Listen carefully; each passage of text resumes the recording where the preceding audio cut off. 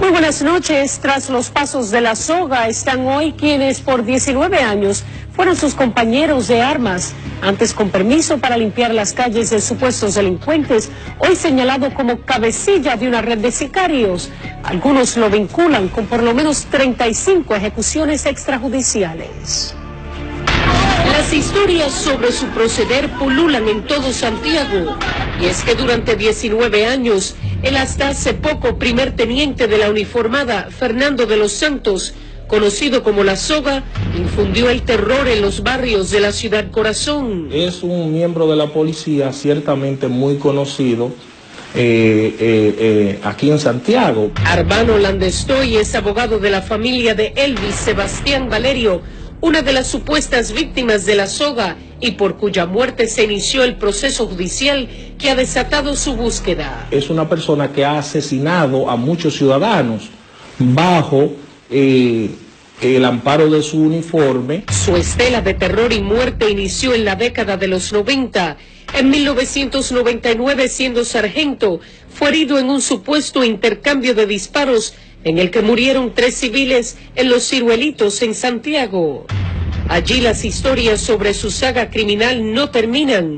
Hay quienes señalan que nunca le importó matar en presencia de testigos, aunque estos fueran niños, ancianos o familiares de sus víctimas, tal vez confiado de que no habría consecuencias. Evidentemente, no por iniciativa propia, única o de manera exclusiva, sino por mandato de sus superiores. Es una cuestión que a nadie le gusta hablar de ello. Su paso por el equipo, también conocido como el Escuadrón de la Muerte, un grupo que dentro de la policía tenía como misión eliminar a supuestos delincuentes, le granjeó una reputación que nunca fue cuestionada por la institución del orden. Su nombre no solo estaba vinculado a ejecuciones extrajudiciales. En el 2004 fue suspendido e investigado junto al entonces teniente Antonio García, más conocido como La Cobra, el primer teniente José Miguel López, Lópezito, y el sargento Ramón Darío Cabrera, este último acribillado a tiros en Santiago, poco después de ser puesto en libertad tras ser investigado. Dicha pesquisa estuvo relacionada al atentado en contra del comunicador Eury Cabral. 2 años más tarde fue nombrado al frente de la Comandancia Policial de Jacagua, también en Santiago. En septiembre del 2006 fue emboscado y herido de perdigones. Reportes de prensa dan cuenta de que varios hombres a bordo de una jipeta negra bloquearon el paso a su vehículo en Gurabo, lugar donde hasta hace poco se encontraba su residencia. Hubo un caso donde unos jóvenes le hicieron un atentado, que los jóvenes se procesaron, pero después él mismo desistió de ese proceso en contra de los jóvenes. Es un doble crimen ocurrido en julio el que lo pone en la mira de la justicia. Y el Ministerio Público inicia una investigación que en el principio no fue una investigación en contra de nadie, porque no teníamos absolutamente ninguna información, solamente la desaparición de 2 jóvenes que posteriormente aparecen asesinados. Jenny Berenice Reynoso, procuradora fiscal de Santiago, asegura que se trata de un caso de sicariato. En el transcurso de esa investigación es que se determina que el teniente de la Policía Nacional, Fernando de los Santos, mejor conocido como La Soga, había sido el autor material de esa muerte, y no solo que había sido el autor material de esa muerte, sino que esa muerte había sido por un caso de sicariato, ya que él había recibido la suma de 200,000 pesos para cometer ese delito. Poner de Jesús Lanfranco Castro, es decir, este último y Joan Silverio Ureña son las personas que se asociaron para elaborar la trama y llevar a un punto determinado a la víctima, a Elvis Sebastián Valerio Espinal, quien en ese momento se encontraba acompañado de Luis Roberto Torres Ortega. Y entonces ahí es cuando son raptados, luego torturados y entonces lanzados a la presa. Lanfranco Castro, propietario de un bar en Santiago, y Silverio Ureña, también propietario de negocios, pero en San Francisco de Macorís, presuntamente contrataron los servicios de La Soga para vengarse de un alegado tumbe de $100,000 que les había dado Valerio Espinal. Hay un testigo que estuvo presente cuando vía telefónica el señor Bonel de Jesús Lanfranco Castro se comunicó con Elvis Sebastián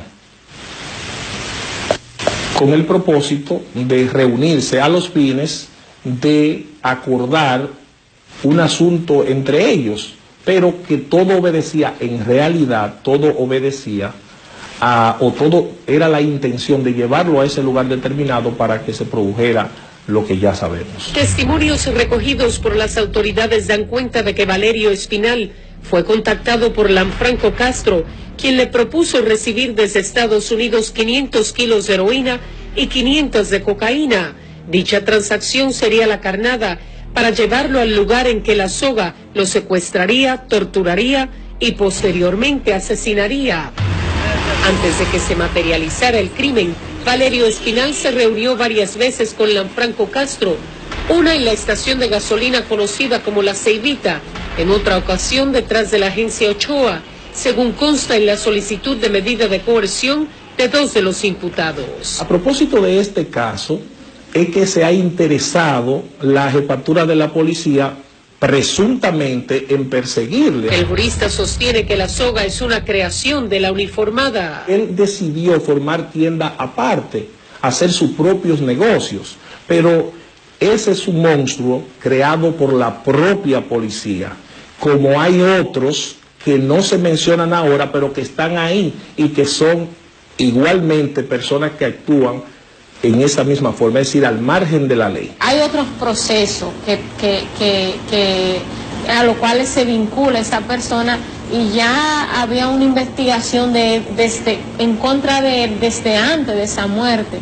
De hecho, nosotros habíamos pedido hace ya más de un año que él fuera sacado de Santiago, que nosotros no queríamos que él prestara servicio, entendíamos que debía ser sacado de la Policía Nacional. El traslado a Mao de la Soga estuvo motivado por la negativa de la Fiscalía de Santiago a que laborara en ese distrito judicial. Nosotros no negamos y le exigimos tanto al general de la Cruz Martínez, que era quien estaba aquí en esa época, como al jefe de la policía, que nosotros no trabajábamos y no queríamos en nuestro distrito judicial a esa persona. Y es que la mala fama que lo precedía era por todos conocida. Que habían informaciones de que esa persona estaba vinculada a cuestiones del crimen organizado. Y evidentemente que una persona con esos vínculos no puede estar prestando servicio en una institución con la cual nosotros trabajamos. La soga cayó en desgracia desde que su nombre salió a relucir en un doble asesinato investigado por el Ministerio Público de Santiago. Pero ya sería demasiado tarde para que la misma institución para la cual laboró durante 19 años lo entregara. Cuando entendíamos que ya teníamos el caso listo para medida, procedimos a hacer arresto. Procedimos a pedirle a la Policía Nacional que nos entregara al teniente, pero después la policía nos informó que él había desertado de la fila de la Policía Nacional, que habían mandado su pertenencia y que por eso no era posible cumplir la solicitud que el Ministerio Público le había hecho. Algunos cuentan que pese a estar destacado en Mao, de los Santos fue visto en la sede de la Dirección Regional del Cibao de la Policía apenas minutos antes de que fuera declarado como desertor. La policía le ha hecho un requerimiento a él, la Policía de Santiago, para que se presente a su compañía o se presente a Santiago, a la institución o a la Fiscalía. Hasta ahora él no lo ha hecho. Las advertencias no se hicieron esperar por parte del jefe de la policía. Pero se están tomando las medidas. Nosotros hemos dicho a la soga que trabajó incluso en áreas que yo trabajé, que se presente. Si no se presentan, lo vamos a tratar como un vulgar delincuente cualquiera. En Santiago, diversas fuentes sostienen que la impunidad de la que hasta hace poco gozaba el oficial desertor, ahora señalado como jefe de una banda de sicarios, pudo deberse a sus buenas conexiones en la uniformada. Sí, evidentemente que podría ser posible, porque es una persona muy conocida y dentro de la institución, y que manejaba muchas informaciones con personas que le tenían mucho temor, pero nosotros siempre en esta investigación siempre nuestra disposición fue llevarla hasta las últimas consecuencias. Reportes de prensa dan cuenta de que al interior de la policía se habrían producido roces entre oficiales superiores destacados en el Cibao por una supuesta protección a la soga, lo que habría motivado una huelga de agentes la semana pasada.